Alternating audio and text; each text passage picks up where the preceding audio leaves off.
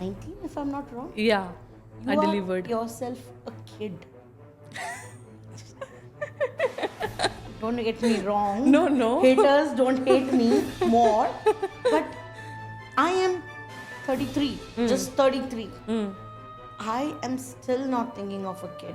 And for me, for some reason, when I was a kid of that kind of an age, I used to like to play with other people's kids and unko babysit karna. My mother used to do babysitting and all of that.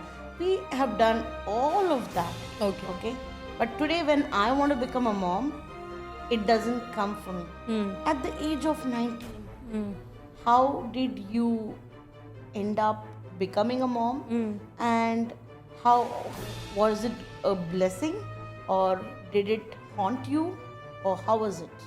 It's a mixed feeling. मेरे को कभी कभी तरस लगता है बख्श के ऊपर कि I was a very नेस्टी teenager, खुद के फीलिंग्स कंट्रोल में ही नहीं है वहाँ पे.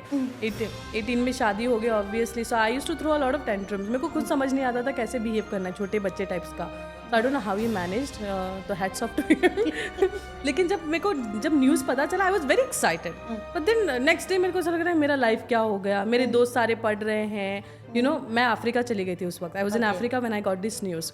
तो मैंने थोड़ा ब्रेक लिया था कॉलेज से, एंड देन आई वेंट. फिर आते जाते ऐसे मैंने कॉलेज अपना कंप्लीट किया था वहाँ पे. So that is the time मेरे को ऐसा लग रहा था मेरी ज़िंदगी तो बर्बाद हो गई, मेरे बच्चा पैदा करने में हो गया. I was a merit student, 91% board exams में. मेरे नाम के सब जगह होर्डिंग्स लगे हुए थे वैसा. And suddenly I have continued my education, but like दूसरों के ऐसा नॉर्मल नहीं था. सो मुझे वो क्लिक कर रहा था. But then I think it took me good 1 month to adjust to the fact कि it's a blessing to get the first child as well like that. And तो मैंने फिर बाद में आई थिंक बहुत मोटिवेशन था बख्श की तरफ से. It's fine if you want it, you want, ठीक है, नहीं तो नहीं करके. आई वाज लाइक नहीं, I would never want to do the other thing, तो मेरे को रखना है बच्चा and will do it. Let's see क्या होता है करके वैसे वैसे करके किया. फिर बाद में ना like I think I was still in a phase of denial for big time. मेरे को वो समझ नहीं आ रहा था क्योंकि I was new to everything. कभी जॉइंट फैमिली में रहे नहीं है, न्यूक्लियर फैमिली में से सडनली यू लाइक बच्चा देखना है, खुद का ख्याल रखना है. बच्चा आने के बाद क्या होता है पता नहीं. Now there is so much of awareness Marina, being in Dubai, they tell you about postpartum depression, ये वो प्रेगनेंसी में क्या करना होता है. I didn't even know stretch marks के बारे में, didn't know how the process of delivery, giving birth to a child, वो कैसा भी होता है and all. I thought it's all CC section. सब पागल मेंटालिटी के साथ थी मैं. Everybody ended up laughing, are you really having that thoughts करके. And I was pregnant 6 months. तब ये लोगों ने थोड़ा अवेयरनेस दिया कि ऐसा होता है करके. वैसा वाले फेज में ऑनेस्टली स्पीकिंग उस टाइम पे सोशल मीडिया का जमाना नहीं था.